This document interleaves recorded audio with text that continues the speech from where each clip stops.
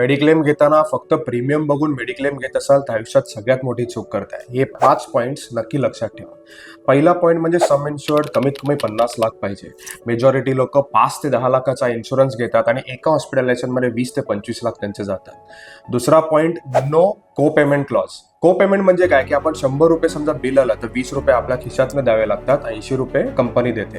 Try करा की असा मेडिक्लेम घ्या जिथे 100% कॅशलेस होईल, कंपनी पे करेल. तिसरा point, room rent capping.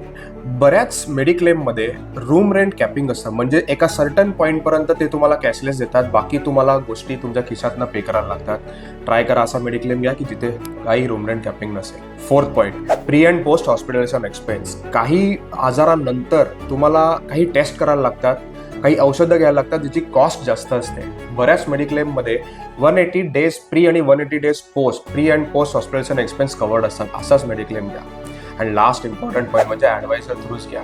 Majority लोक विदाऊट ॲडवायझर घेतात, ऑनलाईन प्रोसेस करतात आणि ज्यावेळेला खरंच क्लेम करायची वेळ येते त्यावेळेला त्यांच्याबरोबर कोणीच नसतं. ॲडवायझर तुमच्याबरोबर पूर्ण प्रोसेसमध्ये असतो आणि त्याने खूप एक तुम्हाला दिलासा मिळतो. तुम्हाला टर्म इन्शुरन्स काढायचा आहे, हेल्थ इन्शुरन्स काढायचा आहे तर फॉर्म भरायची गरज नाही आहे.